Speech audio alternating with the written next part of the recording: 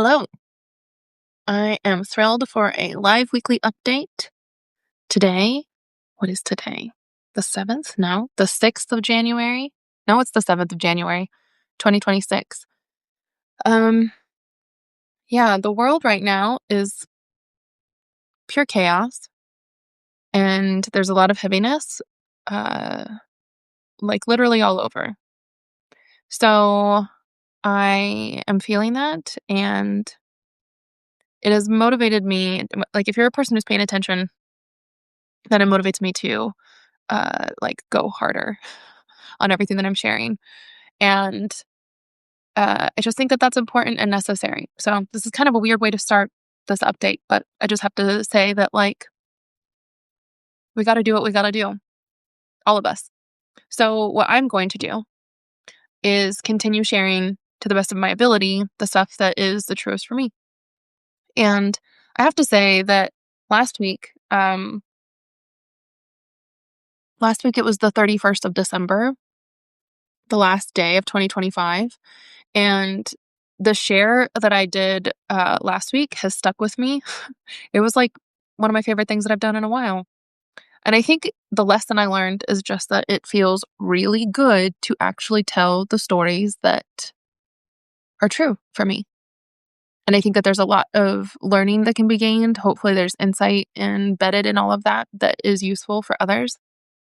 So, last week when I shared a lot of stuff about um, the epistemology of intimacy project that I want to pursue, and in general, what it means to be like excited again about entering into this new year with this fervor and like really reinvigorated commitment to do philosophy in a particular kind of way. That was just like really energizing for me too, to say it out loud. It's stuff that I've been thinking and feeling for such a long time, but like putting it out there and saying it mattered to me. Speaking of moments that mattered and the ways that we make meaning of our experiences and the ways that we move, whether that's just within our own lives or how we choose to move together.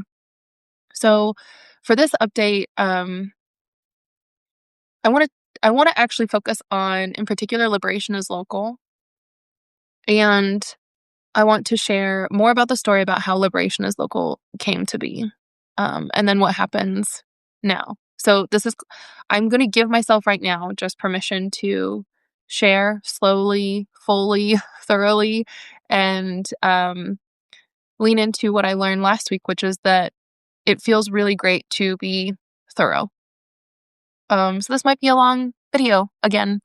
If you choose to watch it and sit with it, I will be so grateful. Um, and I think that there's also something important there too, that it's not conventional to make long videos that are like not zippy and super edited, or like sound bites. And that's okay. This is kind of my method.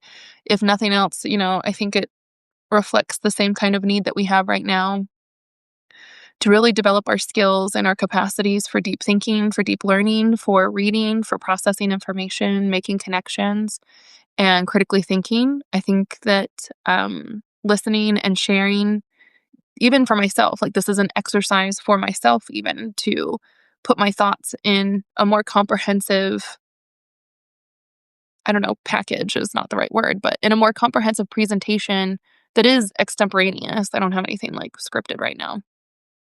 But it's a good practice for me to do it so that I can also relay more complete information and meanings, which is what I want to be sharing. So for this one, I want to be slower. I want to go a little bit more in depth, and I want to be pacing myself to talk specifically about liberation as local. And the best way to say this now, like at present, on this particular day, is on this particular day is to share a very recent story of something that transpired just in the past few days.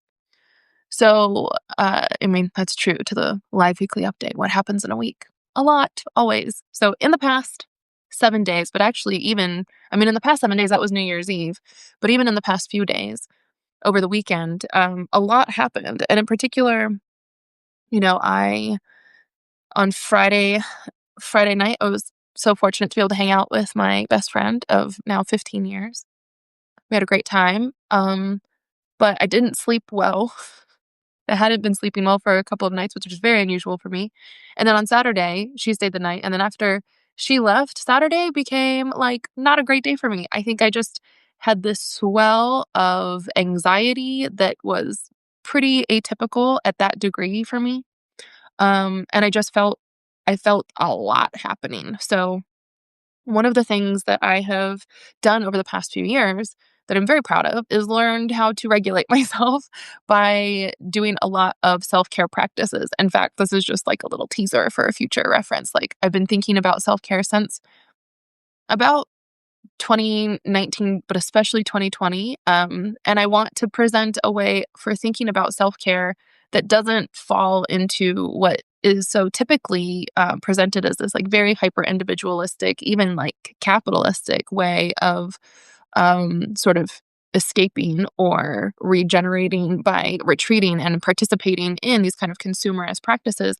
I mean, that's not what I call self-care. I think of self-care as a very regenerative practice that should align us in the ways that we want to move for greater projects. It's a way to keep things sourced, resourced, and aligned. And anyway, that's a different model. We'll have to get to there different time, not today. But part of my self-care practices that I have really honed in by paying attention to myself and what I know I need are that if I'm feeling really out of sorts and in a funk, or like my emotions are like getting too big to hold in my own body, then I have certain things that I go to. And at this point, like, it is almost like dialed into a near science. But I know that I can rely on things that I've also prepared. So one is that like I make playlists, and the playlists are usually looking forward to this next immediate season that I want to be like intentional about moving into. So I create these playlists that are like setting the stage for what will maybe be the next month or 3 months or so. I just anticipate that. So when I'm listening to music, I build these playlists out knowing that that's the direction that I want to be moving into. So songs that resonate, I compile. And then when I'm in a space, I know where I am because days go on, and now I'm still in that month or in that 3-month period. And then those songs are the exact sort of things that register for me in the way that I need them to. It's like beautiful. It's like setting up serendipity for your own life. So anyway, Saturday, I'm feeling super high anxiety, starting to like kind of become overwhelming. And I put on a playlist. I consume a little bit of cannabis, just enough to help me connect my thoughts. And like, it's part of my spiritual practices at this point. It's not like doing drugs and getting high to be stoned. So then I go for a walk, and pretty much instantly in my walk, things started to, it's like, in my mind, or the way I experience it, it's like little pieces start to fit together, and then like clicking just starts happening as stuff kind of coalesces. Um, what was really interesting though was because my anxiety was so high, I had like a very kind of visual image of what the anxiety felt like. And I took a picture, which I often do on my walk. Like, I do kind of a routine path with some variations when I'm feeling it in the neighborhoods and my neighbors' neighborhoods. um, but so I took some pictures, and one of them of a field that's by my house turned out to be blurry. And I was like, yeah, that's appropriate, actually. But I knew that the blurred like landscape it wasn't in focus, and that was appropriate because what was consuming me in my mind was like all of these anxious thoughts and feelings.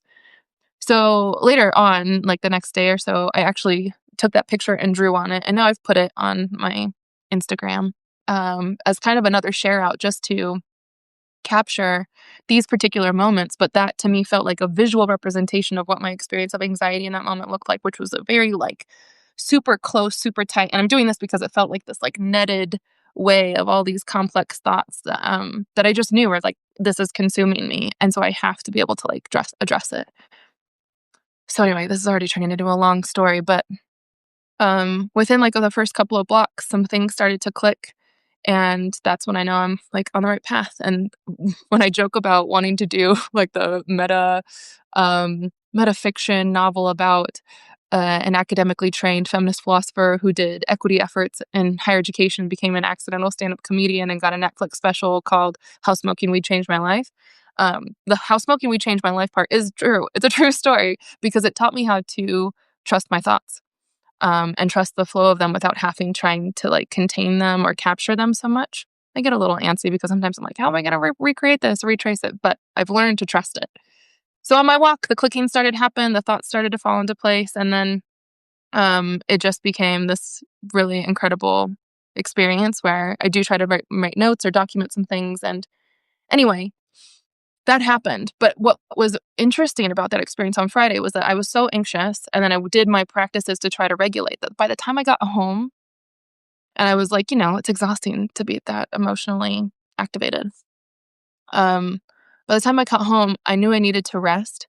And what actually happened was that I had regulated enough that then I was able to really actually feel my feelings, like the truth below all of that intensity came through. And I sort of like felt I sort of felt like it might have been kind of like a nervous breakdown. I mean, it was that intense, but it didn't feel disassembling. You know what I mean? It like the breakdown in the way it felt almost like this like when like peeling an egg or something where you like take off the shell and then you actually can like see what's real beneath it.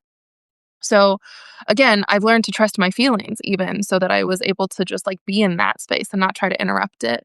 And from there, so many different things where the clicking happens on my walks, this felt like just like this kind of unearthing of much deeper insights and truths. And I've been saying for the past couple of weeks, I've been thinking about beginnings. How do we begin something? How do we begin relationships? I've also been thinking about endings and what like breakups. Oh, that was what I wanted to do. Okay, let me make a note. I wanted to read something today. So this again is going to be very long. I hope I don't forget. But what I want to do at the end of this is do a reading of something. I need to find it because I'm not prepared for that yet. But it's a reading that I want to do of actually this blog post I wrote in 2021. It was October, I think, of 2021. And I titled it Lessons in Liberation. And I think it was like how to break up with a love letter. So I'm gonna write a note, break up with a love letter. I love letters and I love letters. And then this was a breakup love letter, but from 2021. So I want to read that because this is all like the threads are going to be connecting here and what I share today. So I have no idea how to remember that. I'm going to put this is my reminder. Read the love letter. We'll see if that works. Okay. So then what happened? I had this like really intense experience on Saturday into Saturday night, and Sunday morning is when I have been holding Liberation is Local. Now, this was the 86th week consecutively of being in this space for Liberation is Local. And I felt myself like from that, I had like great sleep that night, and then woke up on Sunday and was like struggling to come to a decision about what to do.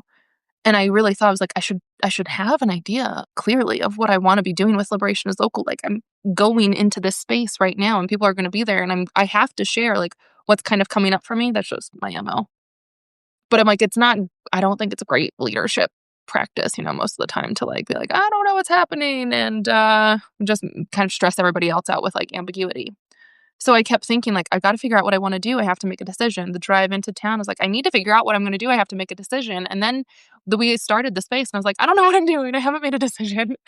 But what I did do actually was somehow, I think the day before, on Saturday before all that happened, what I did do was I went to the library, support your local library. I went to the library and I was working on the page for Sunday.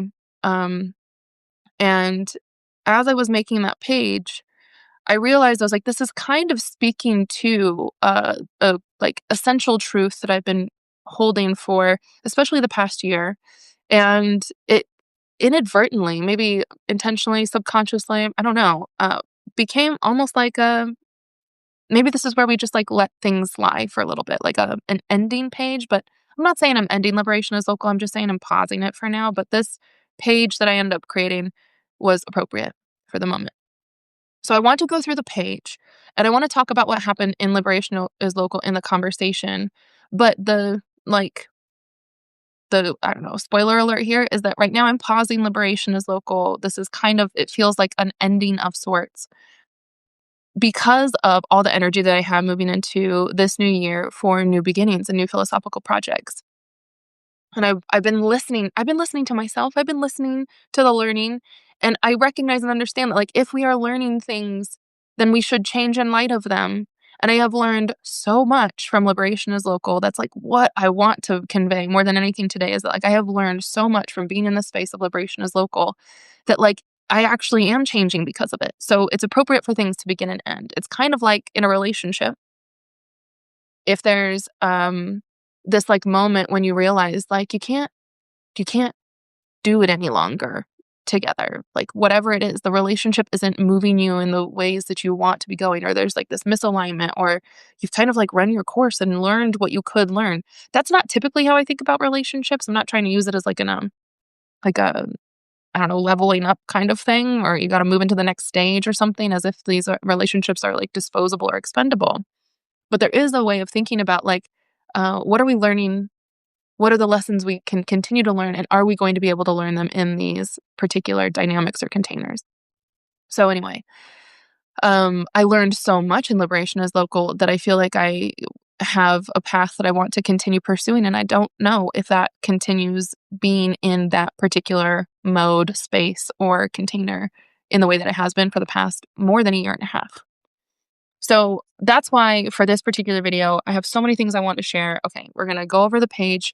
I want to talk about the conversation that ensued and kind of what has inspired this particular insight, the truth that I've been holding for a while about how to move in light of certain lessons in liberation.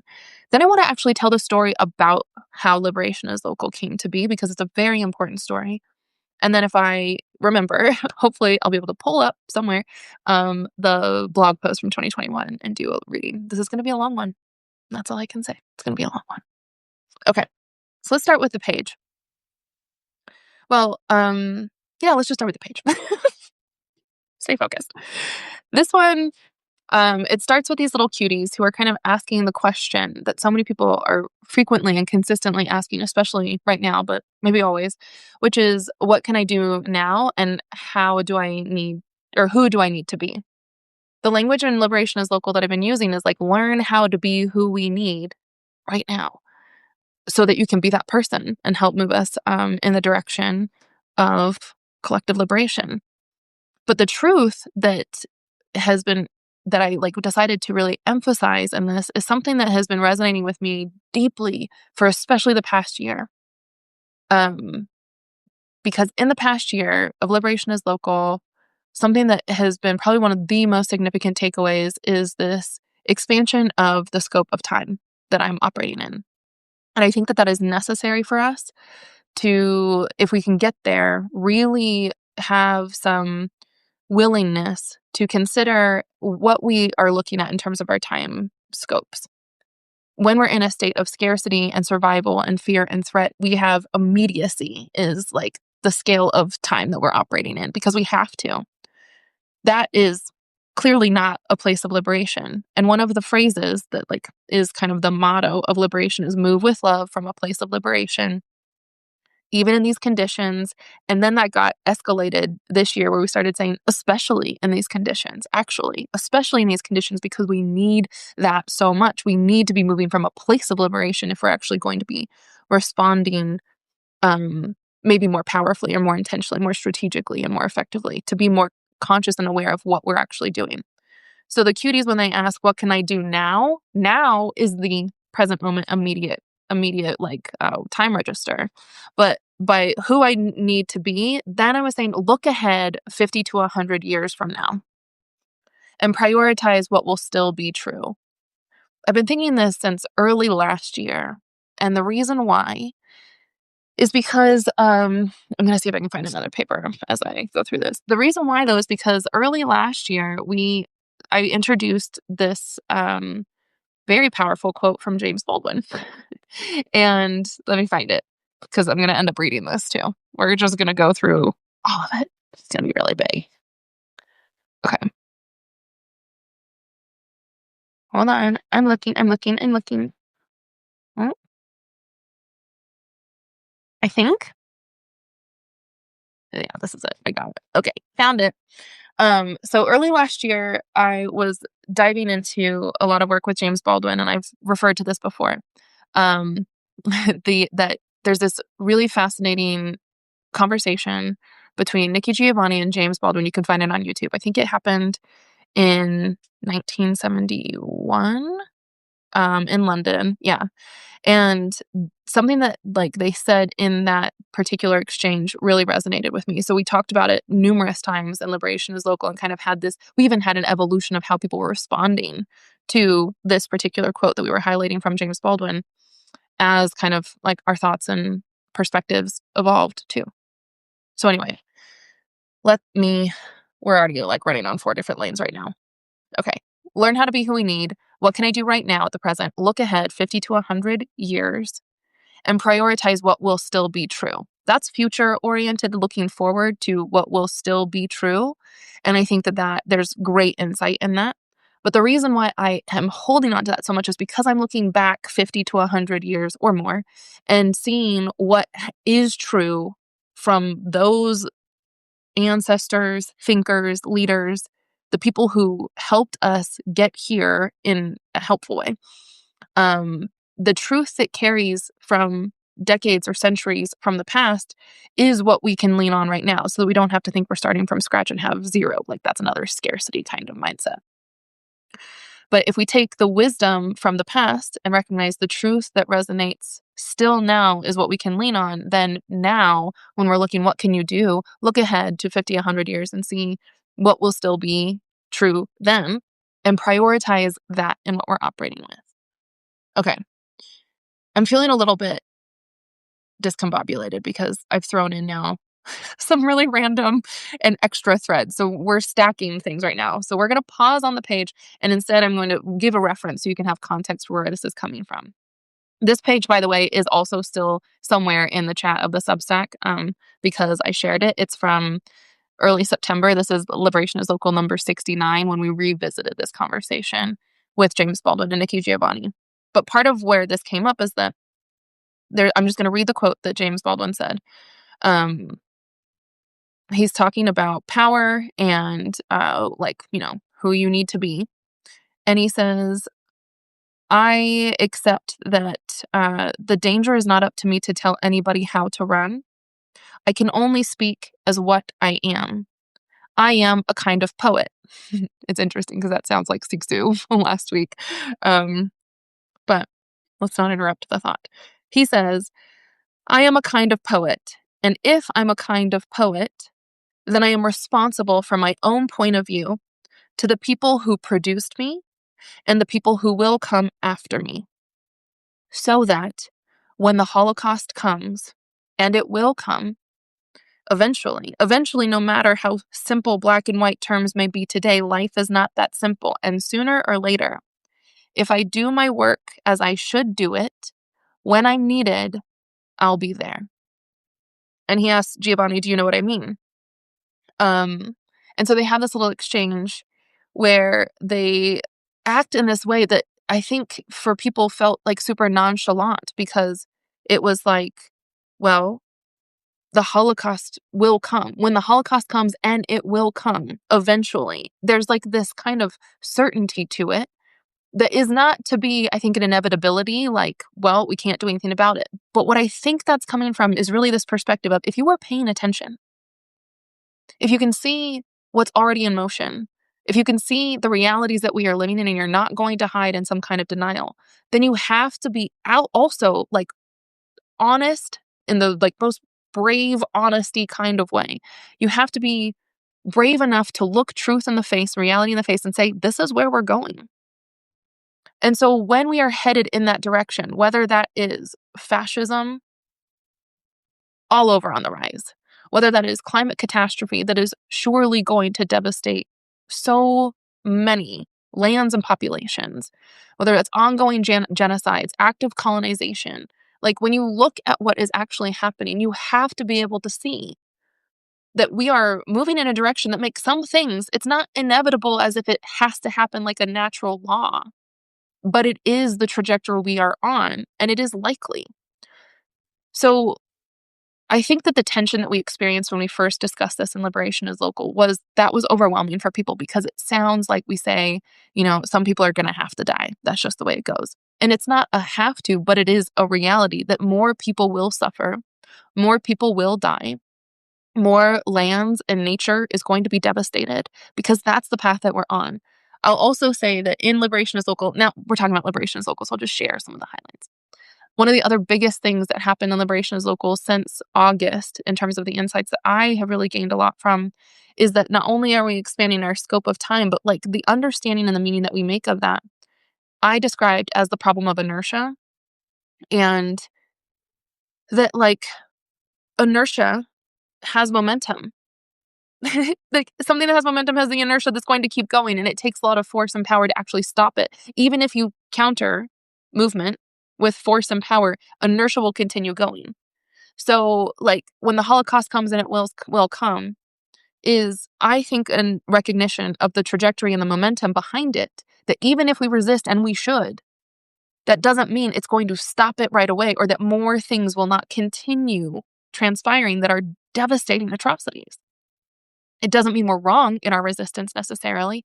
It's almost like, well, we have to get in line right now and start doing things, and that still is not going to immediately stop things on a dime. So the problem of inertia is a different page. You can look that one up too. I'm pretty sure that one was in August of 2025 in Liberation is Local. But the key point from this Baldwin quote that is relevant for this particular moment of looking ahead 500 or 550 to 100, why not 500 years from now, and prioritize what will still be true to inform the choices that you are making, is because Baldwin says, I'm a poet, and I am responsible for my own point of view to the people who produced me, that's the past, and the people who will come after me, that's the future. And so when the Holocaust comes, and it will come eventually, if I do my work as I should do it, when I'm needed, I'll be there. If I do my work as I should do it, when I'm needed, I'll be there. That means whether or not we're alive in our lifetimes, whether or not the time scope is one that exceeds our own personal experiences. When I'm needed, I'll be there. If you're doing your work right, when you're needed, you'll be there. That could be tomorrow. That could be next year. That could be 100 years from now. This is why I always say wisdom is truth with lineage. Wisdom is truth with lineage in the sense that the truth persists. We are the ones who pick it up and share it. And we make that available for future generations so that they can have it. So when they need it, it's ready for them so that they can make choices in light of the truth that they have, which is really about power. So if I'm doing my work as I should do it, when I'm needed, I'll be there, is looking ahead to prioritize what will still be true. This is, again, there was like this very obvious, easy resonance with the reference back to the Baldwin quote in Liberation is Local when we're talking about, okay, so what do we do now? At the top of this page where I'm saying prioritize what will still be true, it's pay attention to how we got here, yes, and take seriously what is gaining momentum. That's like just eyes wide open, in good faith. Pay attention to what is gaining momentum, and then build interventions, strategize for the future, and create new conditions. There is also in here, you should hear like tacit themes of power, because I talk about power as creating the conditions or the ability to influence the conditions of our choices. So right now, when I say create new conditions, I'm talking about using your power to create conditions that could eventually lead to different choices being even available. It's more than power as being just a basic stopgap intervention that becomes really about like a power struggle or a conflict and antagonism of like force. That might be necessary too.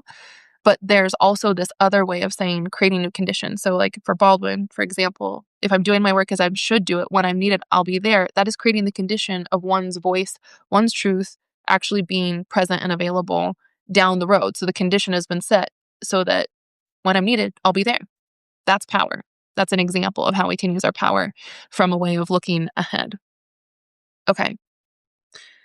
So prioritize what will still be true in that sense. Then I ended up kind of doing like this little brainstorm of what has been true and what will be true, regardless of the circumstances that we find ourselves in. Um, so I wrote, people will always need things like food to eat, safe places to live and meet, basic necessities and medicine, comfortable places to rest, enough money to provide for themselves and loved ones, means of transportation and movement, because movement is a very human experience, not just human, but like experience of life, modes of exchange and sharing, secure ways to communicate, ways to pass on information, and access to education and knowledge. um, Someone in the group who's here on the call pointed out very keenly that these are basically skills. These are kinds of, or no, these are the rights. These are the basic necessities of life that, like, what people can do, what we need to be able to live and thrive and survive. In the middle of the page, in part of my brainstorming, I said, people will also need to know how to do other things. And this is like the skills and capacities component. So people will always need to know how to love from a place of power, how to connect with others, build healthy relationships, trust and care for others, critically think for collective interests, feel and use the erotic as a source of power and wisdom, create art and build infrastructure, and be in right relationship with the land. And then people will always need to stay human by telling stories, being responsible to community, imagining possibilities, moving toward open futures, and using their freedom for the sake of more freedom or becoming more free every day. You can hear the existentialist roots to my thought coming through. There's echoes here of Audre Lorde with the uses of the erotic as a source of power. There's echoes of Simone de Beauvoir and the ethics of ambiguity of using your freedom to open up more freedom for others. Just as like little notes, like wisdom is truth with lineage. These are some of the lineages that I am tapping into to be able to even make sense of all of this. So in this brainstorm of, prioritize what will still be true. What can you do now? Who do I need to be? In some ways, if it's feeding people, people always need to eat. They will always need to eat. So that could be give people food now. People are hungry now. And it could also be creating new conditions. This is like build interventions or create new conditions. Feed people now, interventions to distribute food and food access, or create new conditions so that people can have the sovereignty of food. Like if that's your lane, if you're not a poet and you are a food grower, cultivator, grower in the agricultural sense, the horticulturist, if you're an herbalist, if you know the land, then do that lane. And there are ways to do it. So, you can think back of like when I talk about how to assume the responsibility to do the thing that you can do. I mean that so wholeheartedly. We can't all do everything. We can't. And we all can do what we are positioned and best situated to do. We must. So if you can find your lane, if you will, if you can find your path, the thing that is yours to do the most, then on this side of the page is where I talk about kind of how to think about what is accessible to you and your strategy for how to approach it. So one way, if you're paying attention to how we got here, you're taking seriously what's gaining momentum, and you want to prioritize what will still be true. That brainstorming of things that people are going to need and need to know how to do is not exhaustive, but it's inspiring, maybe some like ideas. So the first way is you can respond to the present, like really right now, immediate needs. One way that happens, I have this here, it's like story time. I have it here is using dominating modes and means to provide resources within the existing structures. That language might seem unclear, but I mean like you do what you can with what we've got right now.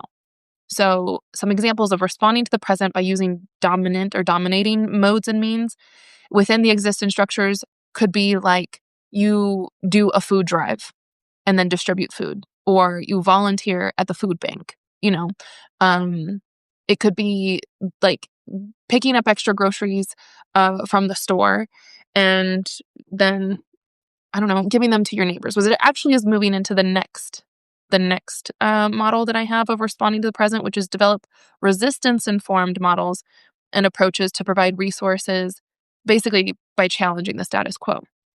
So let me use that example of like if you go to the grocery store or in your garden, that's even better. Say you're growing your own food and you have a surplus of vegetables, then you give those vegetables to your neighbors. That's a way of resistance informed because you're not necessarily having to exist on the existing structures, but you're challenging the status quo even by just connecting with your neighbors, challenging the status quo by growing your own food. Um, and that is moving in a direction of becoming even more, I think, responsive to new possibilities that could emerge. So then the third model is actually moving from responding to the present and addressing these immediate present needs that people are going to have. They do have. They're worthwhile issues to address. But then there's reading the present instead of just responding to the present. If we're reading the present, then we're anticipating possible futures and letting that be something that guides us. So in reading the present, here at the bottom, I mean, anticipating possible futures, regardless of whatever it is that you're doing here, of what people are going to need to know how to do or need to have, because it will still be true. Responding or reading the present and anticipating possible futures is about strategically building radically different conditions that then expand those potential choices. So it's looking ahead in a way that, like, how can we create conditions that will open up new possibilities down the line for people? That is strategizing for the future and creating new conditions by being really intentional, like reading where we are, understanding how inertia works, where movement is going, and the trajectory that we're on, and anticipating that to be really strategic. That to me feels like something that's super necessary and maybe harder to do, particularly because of the conditions that we're in. When you, again, like I said, if we're in this like survival mode and it's so difficult to be strategic, you have to have, I feel like so often, the majority of the time, it's like people with power and privilege are the ones who have the opportunities to strategize and look so far into the future. I mean, that's why, academics or philosophers even historically have gotten such a bad rap because it's like, well, who has time to just sit around and think? Who has time to just sit around and think? Honestly, I'm asking that myself as a person who has time to sit around and think, who has a time to create pages like this, who has time and space to hold a container and host a space for 86 weeks in community called Liberation is Local. Who has time for that? Most people do not have time for that. I'm a person who, in my life, I've made certain choices and then just have certain circumstances that mean I don't have a ton of responsibilities that are pulling my energy and attention in different directions. And I want to talk about how and why liberation is possible. There's a reason for it, honestly. So we'll get there. But before we do, I just want to say that, like, I felt like this kind of unexpectedly. I don't know if I was just, maybe it was like the soul, the spirit moves, made this page kind of to be like here, I can't tell you what to do, but here's a way to think about it. Learn how to be who we need right now so that you can start doing important work. By understanding where we came from, understanding what was true, what you can utilize and leverage from the truth that we've inherited from people before us, take that as your lens and apply it into what will still be true in the future. And then choose where you are situated and what you have as your resources and capacity to then make moves, knowing that your impact will be important beyond our own lifetime because the time scale that we're operating on is one that exceeds us inherently, naturally. And that's okay. It doesn't have to be a scary thing. It doesn't even mean that we're failing if we don't see the immediate impacts. There's so much going on here that has been layering through Liberation is Local.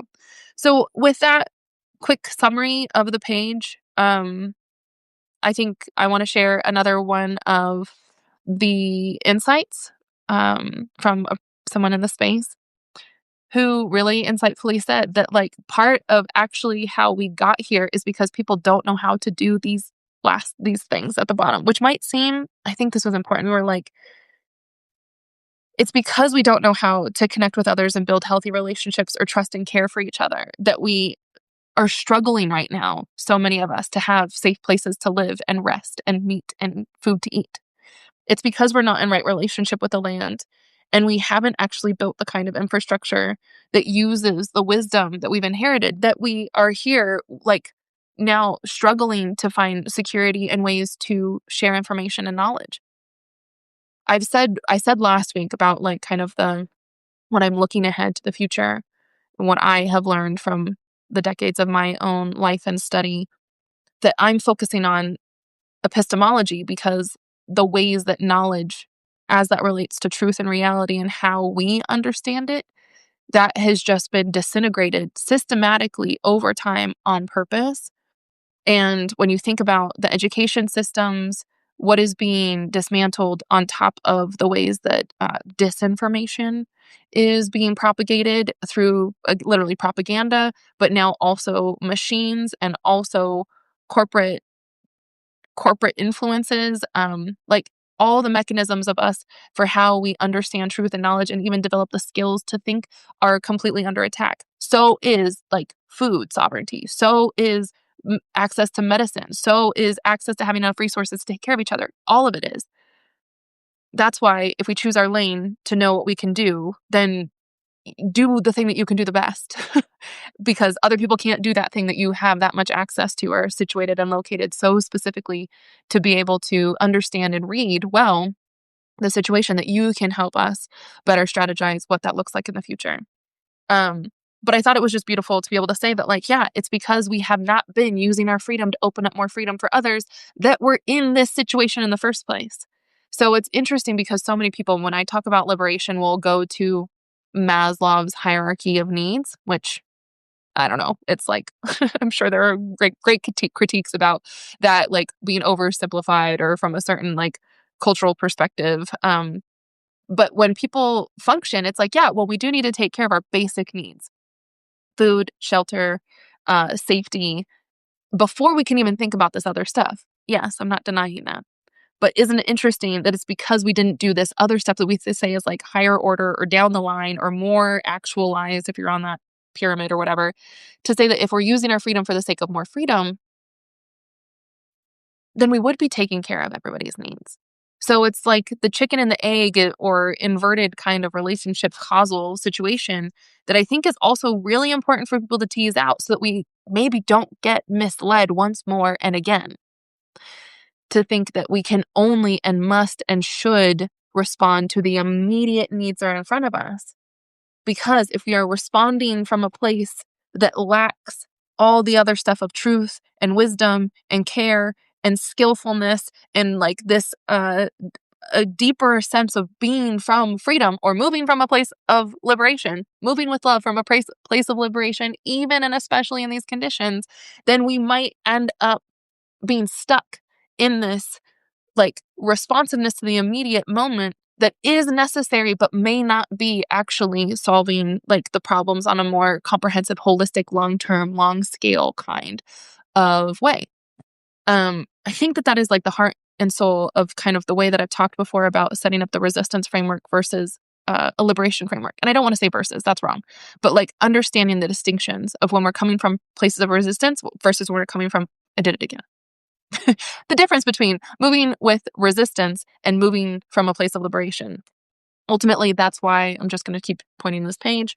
Ultimately, here, that's why developing resistance informed models is here. And I think that this is like a liberation kind of approach down here at the bottom. Not saying one's necessarily better than the other. I'm just saying it's always more complex. And if we have a more comprehensive understanding, then we are able to choose differently.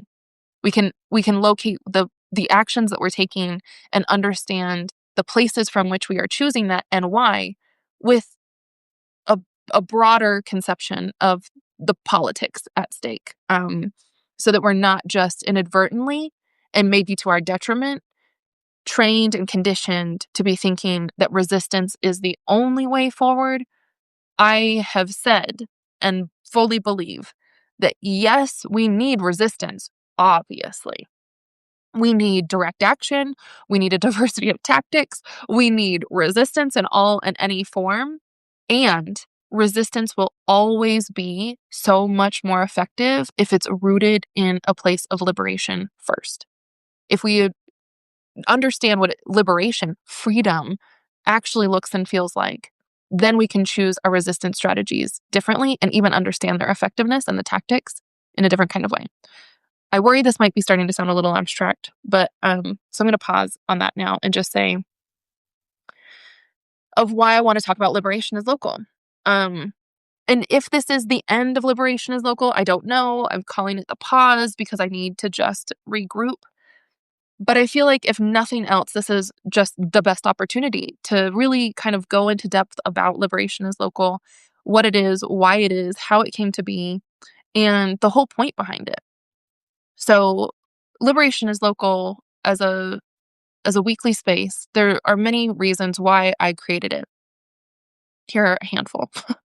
One of them is that I recognize that the work that I was doing in my own community through my positive philosophy consulting business was great in that it was being received by organizations and I was being asked to help um, present content that was pushing people to think differently. That's what I love. Of course, I want people to think differently. And I never present content that's like your typical kind of training stuff. You know? I'm a philosopher, so I appreciated that I was being invited in by my own community to share information that was intentionally designed to change the way we think. But I quickly realized that in that kind of relationship dynamic of being called into organizations that are, they have HR companies, they have employee retention issues, and it's being approached from an organizational standpoint that is inherently just like riddled with power dynamics and other kind of internal cultures and problems, plus budget lines and all this kind of justification for how things go to maintain the status quo. Me going into those spaces was always going to be limited in terms of my effectiveness. And one of the most concrete consequences that I felt of that was that I was going in and trying to share information, which was useful, and I got good reception most of the time from it. But I noticed that I wasn't learning any longer. And what I love about teaching and the over a decade of being in literal classrooms with traditional students in a very traditional format. Um, I love teaching so much because it's helps me think. It helps me learn. I learn the most when I'm working with others and teaching. I think everybody does. That's like why if you really want to learn something, teach it because that's how you're going to uncover like the pieces that reveal new questions and keep your thought moving and really like exercise that muscle. So what I noticed was that in this space and community, I was presenting information and people would engage as whether they like the information I was presenting or not in a pretty flat way. Like it's just, there's not the structure. There's not the space that is not the way to do deep transformative work or just call somebody in to do a workshop every couple of months for like 60 minutes.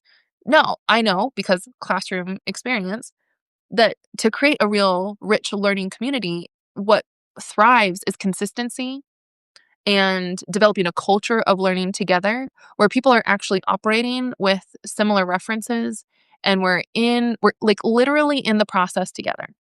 So if you think of a class like as a semester model, there's a beginning and you set the groundwork for it. And then as you learn, you are learning together over time. That could be even the nature of like a really good conversation where there's this arc, but it's because it's something that you shared in this experience of it. So what I was craving and what I knew I needed personally myself, like I needed, was a space where I could really keep learning because I was pushing this edge of my own development. I'm like, there's something here and I want to explore it more. When I would go to these spaces, I would present a liberatory framework, and say, and this is how it's different from a resistance framework. But I also felt that it didn't have the body and the flesh and the soul that I needed myself to be able to say, like, let me elaborate even more about the differences or what that really looks like. So, Liberation is Local was intentionally created to be a long-term, consistent space on a weekly basis for people to come in and learn together just about liberation. What liberation is, what liberation looks and feels like, so that it doesn't become this abstract thing or just a vocabulary buzzword that doesn't have any meaning, the way that like everything does when it gets co-opted, from performativity last week to equity in organizational culture spaces. I started calling equity confetti was my reference, where we just throw equity around, but we don't know what we mean by it. Even love, which is why Bell Hooks wrote all about love, because people don't know what love is, and yet they say it all the time. So like, I didn't want liberation to be that. I don't want to be someone who talks about liberation in a way that now people are saying liberation, liberation, liberation, and have no sense for what it actually looks and feels like, or what it looks like, and especially do not understand that it's possible now, that it has to be possible now. We have to be able to move from a place of liberation, even in these conditions, and especially in these conditions, because I think that is the most powerful way for us to change it. And if you're paying attention, which I was like, this feels like an epistemology of ignorance. Hmm? Because if liberation is the way forward, and liberation is something that's possible, and liberation is something that we can do every single day, but we don't know how to do it, and we don't talk about it, and we don't have spaces to learn about it, that feels like a systematic, thorough way of burying and covering over something very powerful that would change how things are. So, one more plug for why the epistemology of ignorance is such a wildly mind-blowing concept, because you can apply it to see, oh, this is why we don't know this thing that would truly transform ourselves and our ways of life if we were to uncover it and actually have that be unveiled and lifted and amplified in a way that moved us to be different in the world. So liberation, oh my God, go figure. There's a reason why people don't know about liberation. Oh, so to keep us not free? Makes perfect sense. Okay, so liberation is local. Some of the fundamental assumptions that go into it is that yes, it's possible. Yes, we can do it. Yes, we must.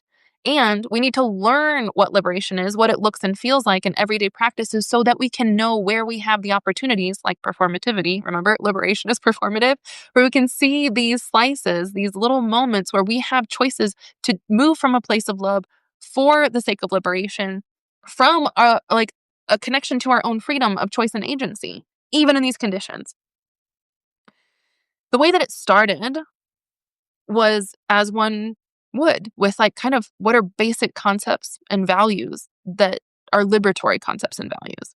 Things like abundance, responsibility, community, belonging, support, truth, um, healing, even. What does that mean? Like, there are these things that I think people talk about now that have become quite popular. And like, even emergent strategy is a liberatory kind of lens to do things that are emergent. But I wanted to just try to like put it all in, um, I don't know, like in the context of liberation itself. We have to understand these like anatomical components of what liberation is in order for us to practice it. That's part of like learning. That's part of understanding truth, like so that we can understand it to the point where now we can do things differently. And then it just continued to evolve. There was a like middle, I don't know if we could do eras of liberation as local, but there was this middle era where people were like, okay, we got the fundamentals. We like really understand that, but we want this to be more than just like a basic concepts 101 liberation experience. We want to know how to put it into practice. And that's always an interesting challenge if you're a teacher doing things, or I'm not saying I was just teaching, I was clearly learning too. And I understood it, but like when you're trying to go from how do I learn this? And then what does that mean in my real life? That is like a question that people struggle with no matter what it is that we're talking about. In professional leadership development, trainings, whatever. If people are like, okay, I get it, but like just show me how to do it, or where can I apply this in my life to make it meaningful? The irony of that is that if you learned it deeply enough, I feel like you would be able to see those answers in your own life. And so there's this interesting, like, maybe this is the gap of learning, or what learning really feels like, when you can actually start to apply what you're hearing and becoming more familiar with or aware of into practice, because you've literally learned it enough to be able to see opportunities for that to become actualized. So there was this middle space in liberation is local where people were like, let's try to figure out what this really looks like in everyday life then, if it's possible. And that phase is interesting because I tried to take it into writing I was like, okay, instead of me like leading a breakdown 101 on concepts that are liberatory practices and values, I have the idea, I have the prompt, and I started to write instead. And so I was writing what that looks and feels like in my life. And then we would have the conversations around it. We would do more free writes too. And it was an interesting time of Liberation is Local. I felt like it was still fruitful, but there was something different. It didn't quite hit the way that I wanted to. In May of last year was when we had our 1-year anniversary of doing this. And it was interesting because after that, like, things kind of changed, and maybe that's just like the natural development of a thing, that the 1-year marker was like, yeah, we're good. Some people kind of like shifted out. Some people continued coming, but then there was this clear mark of a shift in who would. And I think that's because it also coincided with me doing other work in community.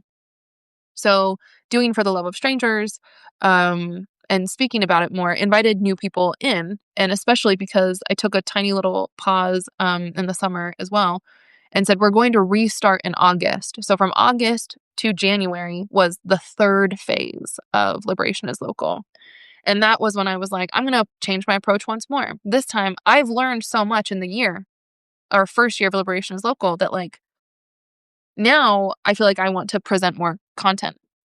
So the pages became pages that look like this, that have more on them, the ones that I've been showing, that are, like, quite full of information. And it felt, for me, that felt good because I was like, I need to get more out, and I need to say, like, here's what I've learned. What does this look like?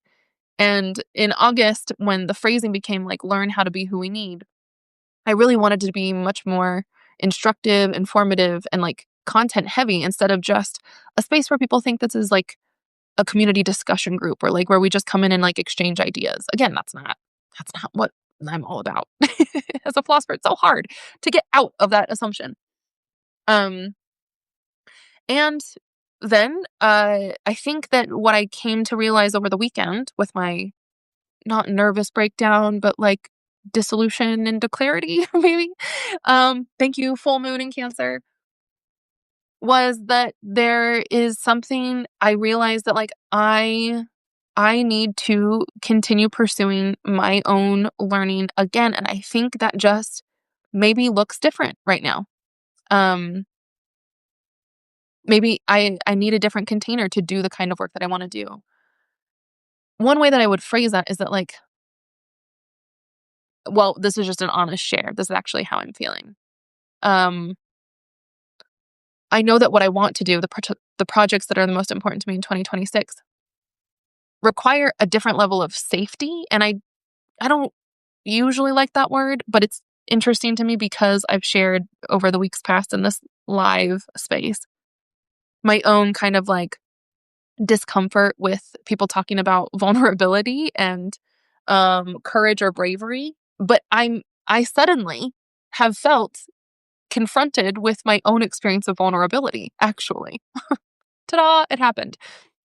And the vulnerability is that, like, um there's a different kind of relationship dynamic which is exposed. Well, that's what vulnerability is. It's like when we're vulnerable because we feel exposed to other people. And what I want to do is really lean into that vulnerability and expose the parts of myself that still want to learn.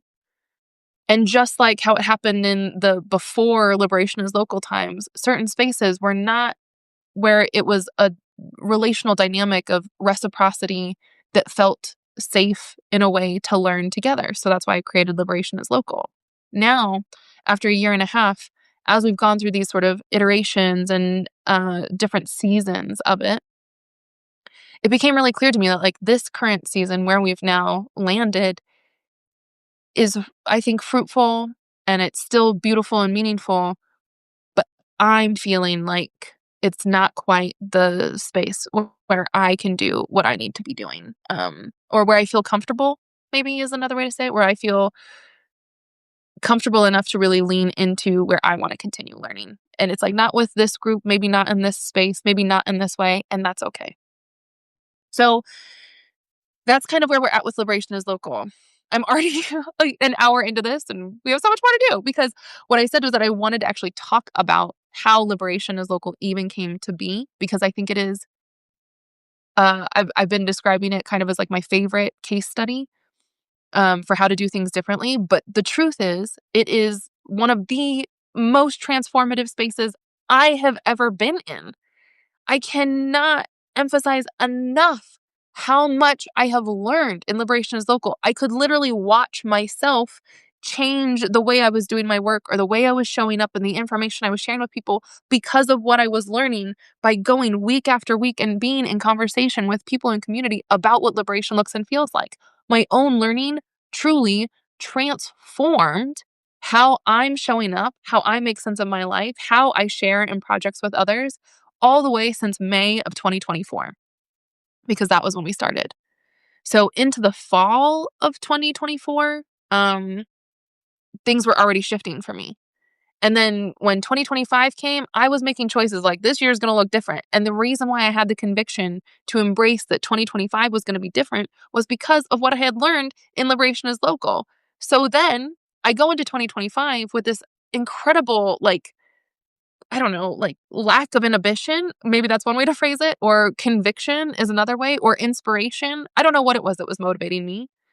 But in 2025, I know, like, I kind of went for it in a totally different way that still, those efforts, those projects were transformative too. I learned so much in doing For the Love of Strangers for 11 months that inspired other things.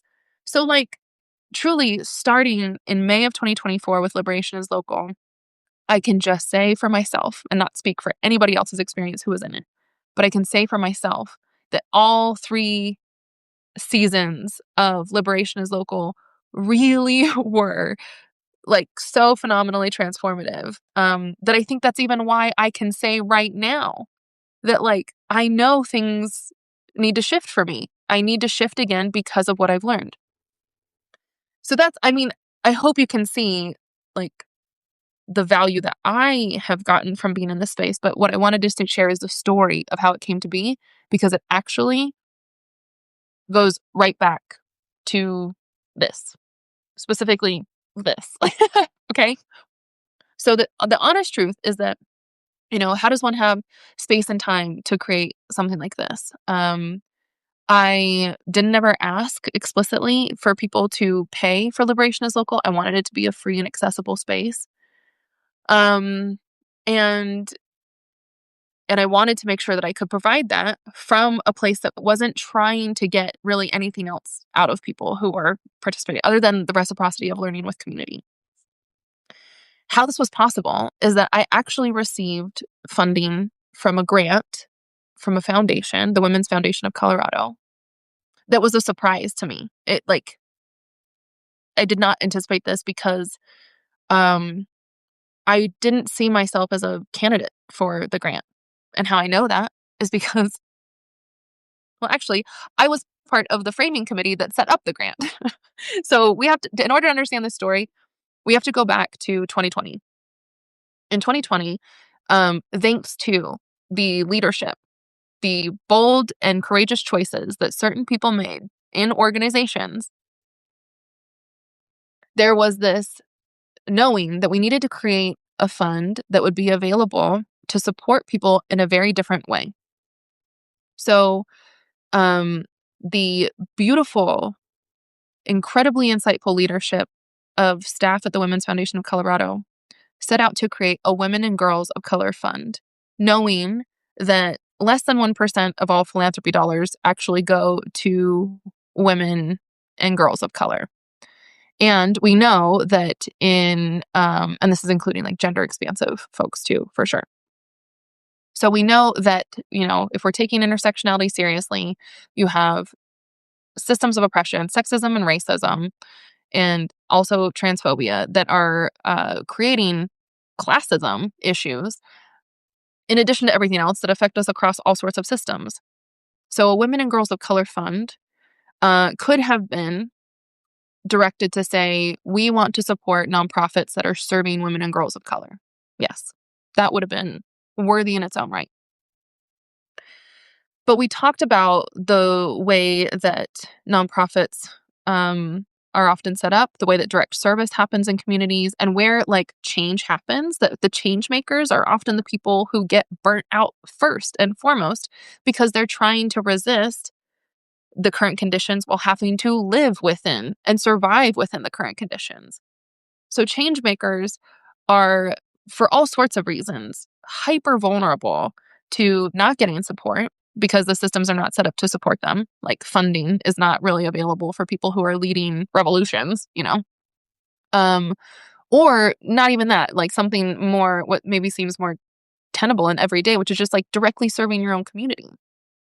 Especially when you add in the layers of intersectionality to say, if you're coming from certain groups who are targeted by systems of oppression, all the more reason why you wouldn't get resources.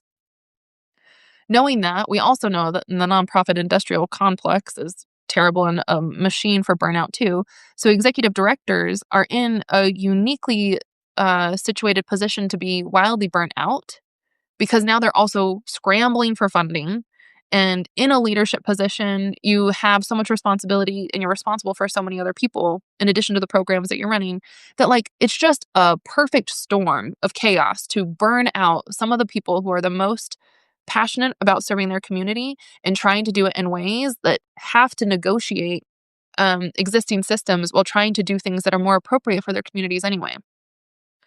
So as the framing committee, we were setting up how to approach the Women and Girls of Color Fund and like what the priorities would be and how these funds would be distributed.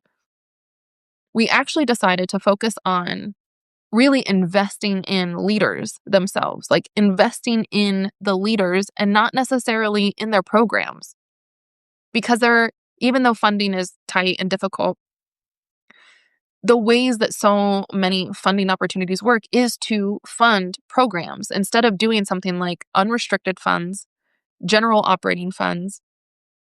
The framing for this at the time, the language was really prevalent around trust-based philanthropy to say, we trust you to be able to know what you can do the most with the money that you get. So instead of making it this super cumbersome process where you have to apply and show where the money is going into which particular programs that meet certain shared goals that reflect the mission and values of the foundation themselves, and then like say, this is how I'm serving community and it's your priority too. Like there's so much complication here. They were like, let's just make it easy and know that women and gender expansive folks of color who are leaders in their community are most susceptible to being burnt out and the least likely folks among the least likely to get funding and resources and support to continue doing their work. But they're also the most situated to do something differently because that's the nature of like being located in community outside of like paradigms of dominant culture and ways of knowing. So the point of the Women and Girls of Color Fund again became to invest directly in the leadership of women and gender expansive folks doing work within their own community to support them personally. Again, not programs. And it was like, we're going to give them a substantial amount of money that they can choose what to do with. And we want it to be like totally permissible, actually encouraged for it to be something that is reinvesting in themselves. So whether that looks like self-care, however it looks, and I already did my little rant of like, I have a model for self-care, whether that is like investing in your own education and training so that you can equip yourself with even more skills, whatever the leader wanted to use it for, as like recognizing this is an investment in you. It is a vote of confidence in your capacity, in your capability, in your vision, and it's unrestricted. Like we're not going to tell you what to do with it. You do what you do with it. We wanted that to be strategic, and the final layer that I'll say about it is that we were actually also looking to invest in leaders who had liberatory practices in their leadership. You know, the phrase like, not all skin folk are kinfolk. There's a problem with that if we're going based just on identities. This is not the time to talk about it, but I'm not a super fan of identity politics either, because I think it misses the point. So what was important, and I would like vouch for this always, is that if someone is leading from a place that is like values oriented, grounded in liberatory values or liberation, then we for sure should be investing in their leadership, because that's not going to resonate with traditional funding models at all. It might even be misunderstood, or at best, they might have to hide that in order to be able to continue existing in a sustainable way. So, okay, that's how we created the Women and Girls of Color Fund. And I was shocked totally shocked to be approached to receive the grant in 2024 and have it be a 2-year grant, which was another thing we wanted to do. We wanted to make it a little bit more sustainable instead of a 1-year grant, and to have it be on a 2-year cycle was phenomenal. So important. I think that happened after I had served on the framing committee, and then I served on the advisory committee for the first couple of years to help choose where we were dispersing the funds and to whom. But then my time was up, so I wasn't in it, and I did not expect to be approached to receive the grant, mostly because I'm not an executive director of a nonprofit. Now, that's another issue, just to address, that I do not exist even within the traditional systems for funding based on the nonprofit industrial complex. And people will say, well, why don't you just form yourself as a nonprofit? One thing is that we don't need more nonprofits. What we need is to fund people to do important work. And I know that there are reasons for why systems are built the way that they are. Philanthropy is so problematic in so many ways. And one of the things that I've encountered first and foremost is that, like, as an individual just trying to live and do good work, it is hard to get funding unless you are being hired by organizations with particular HR expectations. And they are your customer in the way that the customer, the client, is always right. Or we have to go through these other systems that are in a way like unnecessary. Like, I am an individual person. I don't need to be a nonprofit. That's just the way I think about it. So how this was possible for me was because I was an individual. Now think about that. I'm going to tell you, it was a $20,000 grant 2 times, 2024 into 2025. If I were an executive director with staff and operating funds and all these other expenses just to keep a nonprofit going, $20,000 may not be all that much. But since I'm an individual person, one single person, what I did was I was like, that's going to be what I live off of. So it literally funded my life. And I didn't say, okay, cool, now I just don't have to worry about work. But it's just like a residency program or a fellowship program that says, like, we're going to give you enough money to offset some of the expenses that hopefully will open up bandwidth. And teaching, it's like a course buyout or it's a sabbatical. Like, we will still give you the money you need to survive and the resources you need to survive so that you can actually focus on doing the kind of deep work that you otherwise might feel constrained in. And I took that so seriously, like so seriously, because it's such a responsibility that I do not take lightly. But I'm getting emotional over it because the most important thing was that it's a vote of confidence. There's somebody to say, we are investing in you because we believe in what you can do. And that was important. So, wow, did not expect that. Let me take a minute.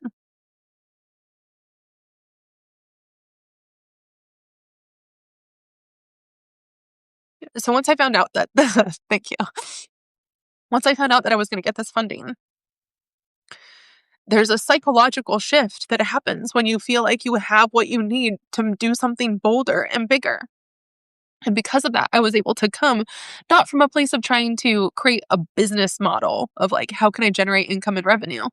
It actually allowed me to create Liberation is Local as a space that was like, I want this to be free. I want this to be accessible for people. I don't want to have to even have a business building mindset, this is interesting because a couple weeks ago, right, I was like, oh God, 2026, build is the word. Do I have to build a business? I'm so resistant to building a business, and that's my own issue. But I can tell you that receiving enough funding to be able to say, I can live in a way that will allow me to approach projects without having to even have that like overlay of consideration and strategy itself was very freeing. So like, there's a testimony right there to the nature of funding differently. And so I said, well, now that this is it, now that I know that I'm going to get this, it's not enough for me to pay like my mortgage, but it was enough for me to psychologically say, I am committing myself to this project. And then basically a week later, I announced, okay, I'm starting Liberation is Local. So in a way, it was kind of a one-to-one thing where like the funding was actually enabling me to do Liberation is Local. I had to be responsible to figure out how I was going to live on all the other fronts. But I want to share the way that I talked about it because, again, Liberation is Local didn't exist then. So when I was like, how do I convey what I know I can do as an individual person in my community when I'm not a nonprofit? I don't have a governing board. I don't have a mission statement, but I had to create something to say, this is what I'm going to do. This is what I'm going to do with this funding, with this investment in me as a person means so much to me. And here's where I'm going to direct my energy. So what I wrote back in early 2024 to say liberation is local is kind of the thing. It became actually liberation is local was like the umbrella for other ways of engaging. And this is what I wrote, my project. It's about creating containers for learning about liberation in and with our local community in intimate and experimental ways. Our goal is to emphasize values and practices of intimacy, connectedness, reflection, learning, levity, playfulness, humor, and what it's like to actively be in a transformative process for liberation, to actively be in the process of it. So, starting in May of 2024, Liberation is Local every Sunday became that group where, what the early question was like, are you intimately familiar with how to become who we need to be in the world we want to create? Are you intimately familiar with what liberation looks and feels like to be able to put that into practice? That was kind of the foothold, the anchor for it. But what is fascinating as I thought about this and went back to the way I initially described what I wanted to do, like imagine, I think this is a great thought exercise. Imagine if someone was said, we have a substantial amount of resources to support you for a significant amount of time. Let's just say 3 to 6 months. What would you like to do? What would you like to do? If you don't have an answer for that, we need to know this. We need to know, what can I do now? Who do I need to be? Because sometime in an abundant place of liberation, we would be asked that question. What can you do? What will you do now? So I'm so grateful that I was like, here's what I would do. I want to create containers for learning about liberation in intimate and experimental ways. And I want it to be a practice that demonstrates what it means to be in a transformation process by actually embodying all these things: intimacy, connectedness, learning, reflection, humor, playfulness, levity, even healing would be in that. I want it to be a place of community. That's what I was able to say.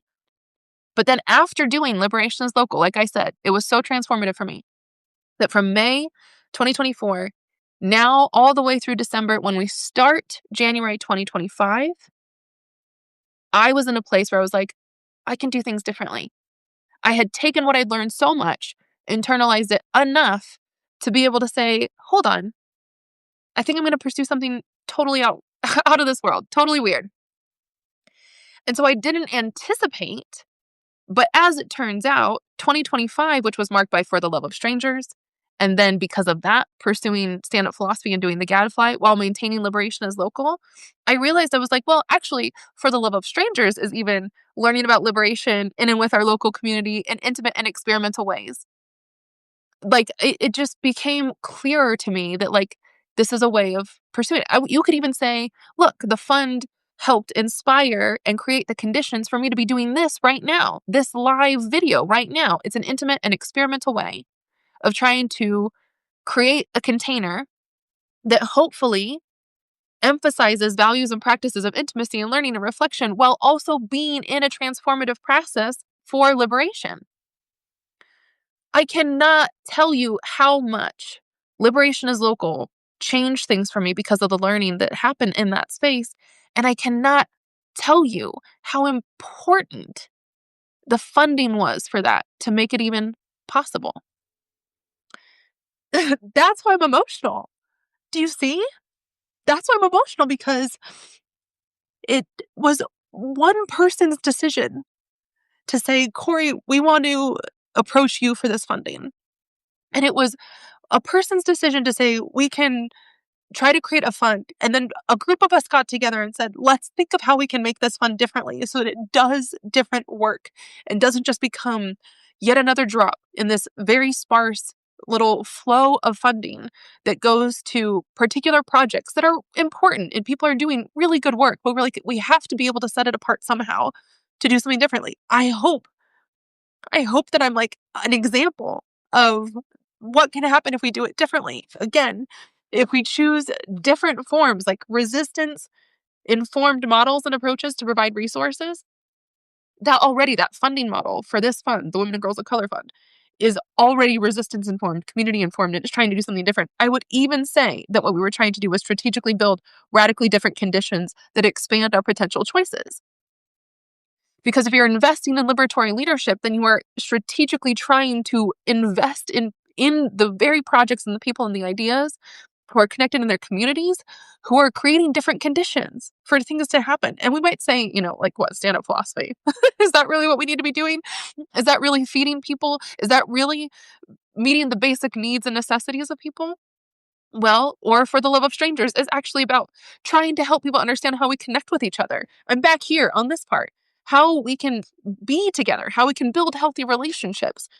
So all of that was just like so critically important. And I have to also say that it wasn't just the Women's Foundation. When I think about relationships, this is an issue of the epistemology words. This is one element of the epistemology of intimacy, which is about relational knowing, the ways that we know with and through each other. But if we take a liberatory value of, say, interconnectedness or even systems approaches or responsibility, when you understand what it means to be in your lane and choose, when you have that opportunity to make a choice, you can make a choice that actually has impact. You're like, it's just me. I'm just making one tiny little choice. But in concert with other people who are making tiny little choices, that is where so much power is unlocked. Because I want to say that it wasn't just the foundation. I mean, people gave money to this fund. That's a choice. People created the fund specifically with a purpose. That's a choice. People decided to say, this is what we're going to do and how we're going to do it. Me getting the fund was a choice that wasn't even expected, kind of going out on a limb and doing something differently.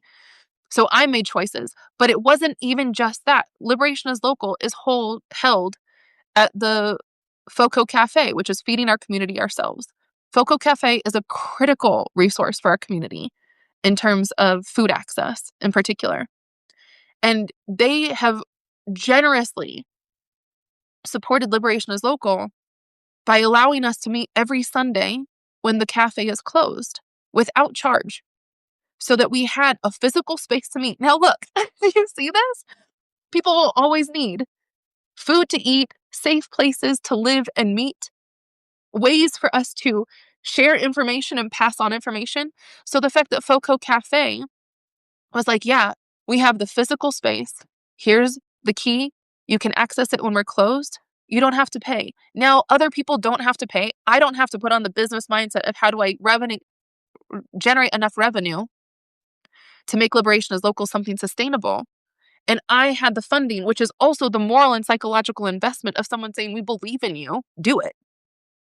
And it doesn't even have to make sense, honestly. Like, what intimate and experimental ways sounds, who's going to put that on on an application? Intimate and experimental sounds a little kinky, but like intimate and experimental is what I do. That's just how I move. That is also emergent, to see what comes up if you try different things. So that happened. And I also want to acknowledge that in addition to the Women's Foundation, Foco Cafe, the United Way of Larimer County also was a huge support, because I, as an individual in these funding models, needed a fiscal sponsor.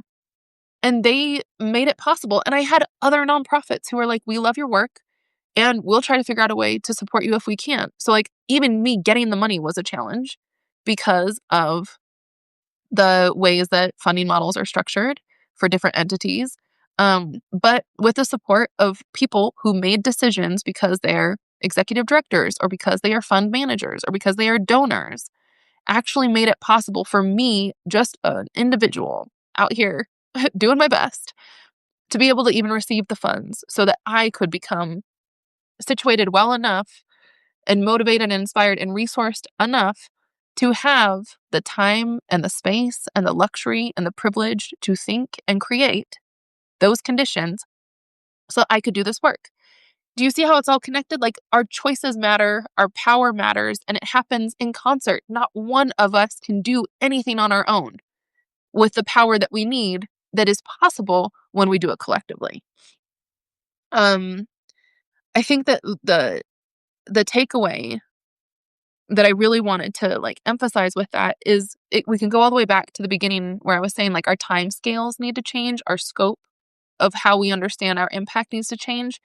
And one important thing I would say is that I am so grateful for this fund because there was never the pressure to say, oh, we need you to show us that if you create something like this program, Liberation is Local, that it's having impact by giving us who's attending, what are their testimonials, what did they do in light of their participation in this space. It didn't become something that's like, I have to show that it's worthwhile by traditional metrics of evaluation. I know it's worthwhile for other people, certainly, I hope. If nothing else, then for me. And isn't that enough? That's why I kind of wanted to talk about this because the transformation has been so deep and so rich that I'm not exaggerating when I say this has been the most generative thing I've done in a year and a half. I hope for other people too. I believe that's true. I've gotten feedback from people. But if nothing else, I know for myself that the funding was important and my use of the funding was effective because transformation can be tracked, even though it's not A to B. It's not this one-to-one correspondence, which I'm not going to go and harp on this. I just think it's really messed up when people stay stuck in this lens of evaluating whether something is useful, effective, or even trying to build strategy from something that we assume has to be like so directly causally related where this happened and then this happened, when we know things take time, things are multidimensional, there are offshoots that impact and influence new possibilities. It's about creating new conditions, possibly for choices that we can't even anticipate. But when they emerge because of the things that were planted before. The seed would have taken root and grew. This comment from John. Yeah, when we create the conditions, new things happen. So if we're doing our work the way that we need to be doing it, we'll be there. I I just think it's so powerful and so important for people to realize that what you do matters. It does. Even if that's just making a choice to say, yeah, you can use our space. And I don't know what's going to come of that, but you trust that something will. I've noticed myself saying something lately, which I really like. It's only been in the past couple of months that I've caught myself saying this phrase. But the phrase is, I trust that something good will happen.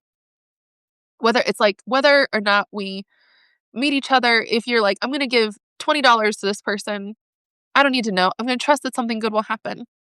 Whether that's just being kind to a person or saying hello and introducing, I'll trust that something good will happen. Whether that's that I experience that good or as the ripple effect, as a consequence of, the resonances that will echo for who knows how long into who knows which direction, I trust that something good will happen.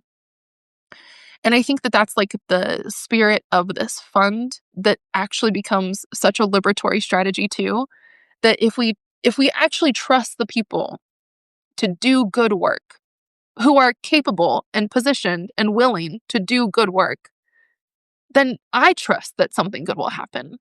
And it doesn't have to be something that we monitor and control, again, in these sort of standard ways of evaluating what value is or what impact is, because these systems were not built to assess those impacts in that way. Okay.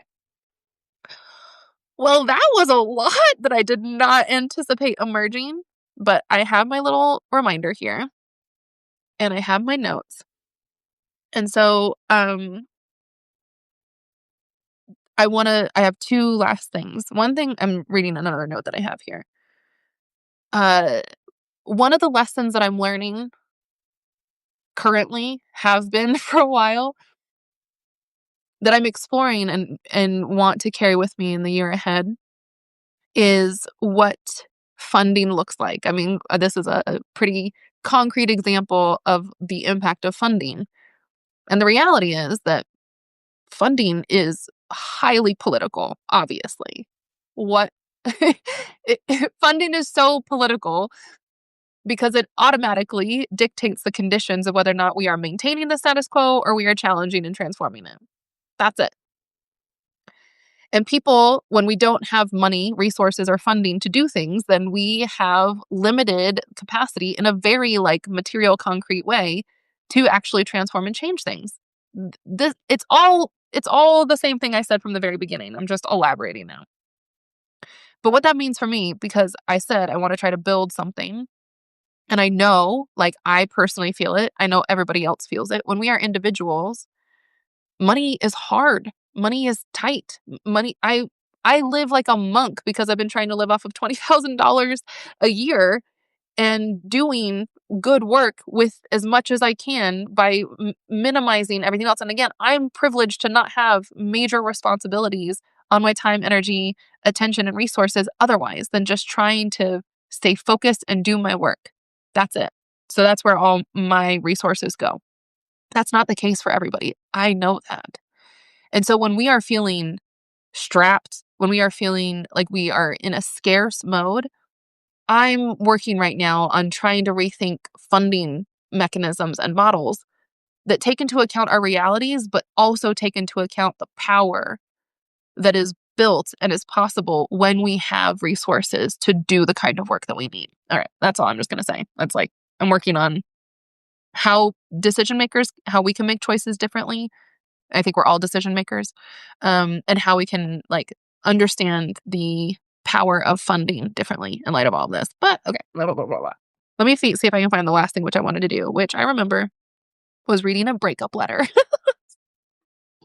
I'm going to see if I can find this. This is going to be an interesting test of my own navigatability. Is that a word? Of my own work. Let me see. Lessons in Liberation. Cori Wong. Yep, found it. Let's see. Lessons in Liberation. How to break up by writing a love letter. So like I said, I kind of went into last Sunday with Liberation is Local thinking about beginnings and endings. And one of the clarity moments that popped for me was that we don't know how to break up. This is an idea that I'm developing that there's more to say here. But the short of it is yes, we need to learn how to be in good relationship with each other. And also, I think people need to learn how to move on, how to end relationships, or when to let go of certain kinds of relationships, especially not just because they're toxic or they're unhealthy or whatever. That's an old model. That's a necessary model, but that's not what I'm talking about. I'm talking about from a place of liberation. We need to also learn how to let go of certain relationships that are not the space or the container for us to continue growing in our learning, our healing, our freedom. Remember my definition of love? The will to extend oneself for the purpose of nurturing one's own healing, transformation, or liberation. From a place of love, to move with love, we have to know how to extend ourselves for the purpose of our own or another's healing, transformation, and liberation. And oftentimes that might mean we change the dynamic of our relationship altogether. So I'm curious what's going to happen because I just had this idea to read this before doing the live. And I have not read this letter in years. I just think it's fascinating. Let's just see what happens. And I know this is going to be long. Sorry, I'm not sorry. This is going to be a long read because I'm going to go through it. Let's just call this the epilogue, the final scene of a dramatic reading of a blog post that I wrote. I published this in November. I think I wrote it in October of 2021. Now, what was happening in 2021 for me? I did go through a breakup, actually, a intimate relationship breakup. And at the same time, I had just a few months prior left my former employer, which was the career trajectory I had. That was the path I thought I was going down. It didn't work out that way. And so I had to leave. And I think it's just interesting that back in 2021, over 4 years ago now, I wrote Lessons in Liberation: How to Break Up by Writing a Love Letter. Okay, the last thing I'm going to say, and then I'm going to get into it, is that you will hear, and I already am alluding to the working relationships dynamic of personal, professional, political, and philosophical all being connected, because it was a professional environment, personal relationships, and how to break up by writing a love letter. Love, as understood as the will to extend oneself for the purpose of one's own healing, transformation, and liberation. Let's do it. Okay. My dear, I mean absolutely no offense, but I cannot keep worrying about you when I'm trying to pour all of my energy into getting good with myself. I'm over here trying to play, trying to heal. Practicing self-care is a priority. Rolling the emotional waves of everyday mirror gates while trying to break psychological trappings of a system which compels against everything that would help us embody radical transformative change. That requires focus, discipline, mental stamina, moral and political acuity, the kind of honest self-awareness that finds ugly interesting and the duty to defend fantasy captivating. It requires courage and confidence to say words as you mean them, with unbridled poetry, metaphor, grit, and gravitas. Shaking off capitalist trimmings urging tone them down so they can sell, to limit their resonance by an octave or two. That means, while you're striving to materialize truth in the face of power, most people hear it as strange and confounding. It may sound like you're speaking intoxicating rhythms, but to them, you only ever speak theoretically, and often out of key. We've produced grave misunderstandings by undermining the necessity of performance. It means remembering to dance, to do the weird thing, to experiment in order to explore, rest, and challenge the limits where vulnerability grips authenticity. It means embracing creativity and daring to live like a lucid dream, where perhaps if you try to become conscious, to direct your life into the unknown with intentionality, you might be able to partake in the design of a collective narrative, tying yourself to the past and future through present action. As an existentialist, it's holding tight to the closest thing to God you'll ever believe in.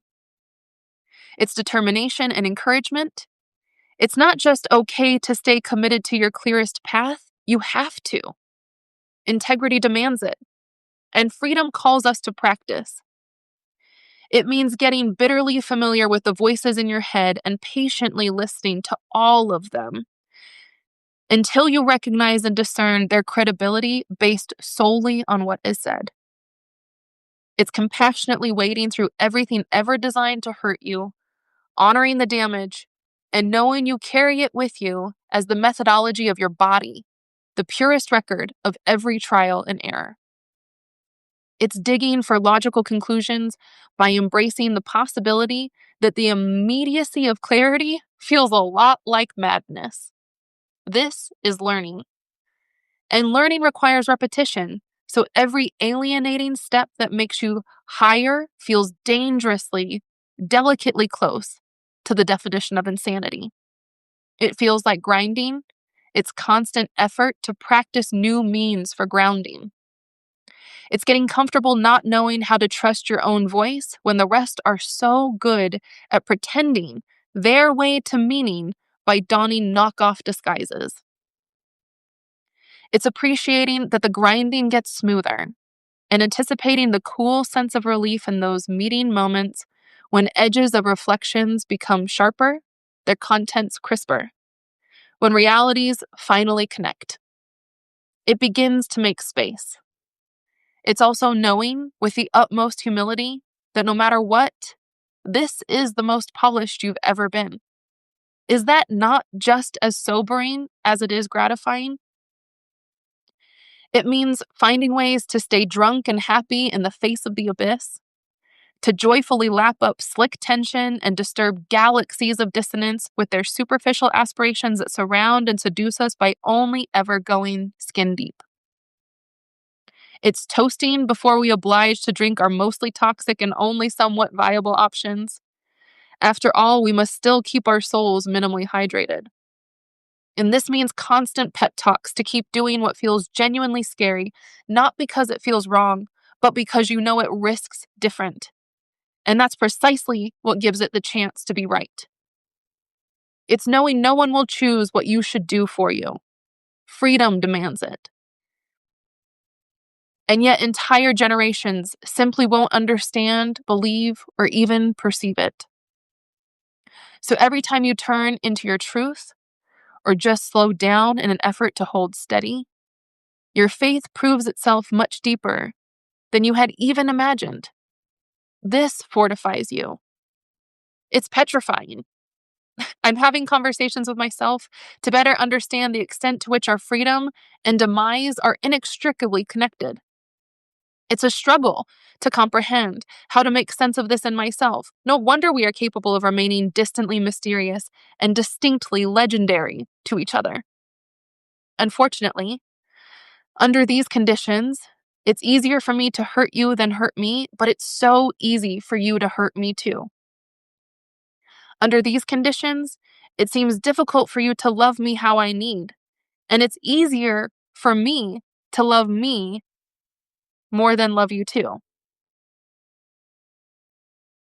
Such an embarrassing heartbreak to our existence is painful to admit, but there's no room for shame if we're simply being honest.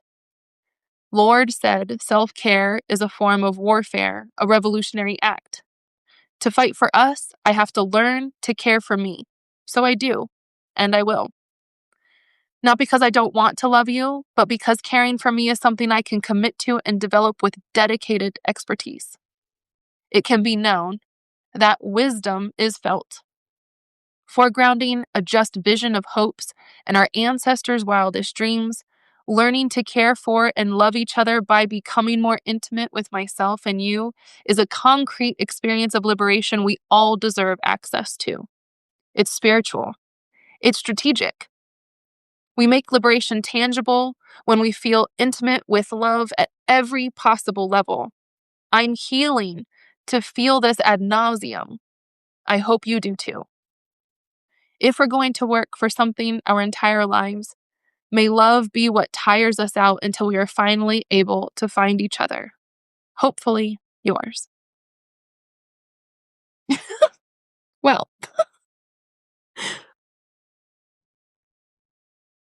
I think that aged well. I'm really happy to revisit that from, again, the fall of 2021.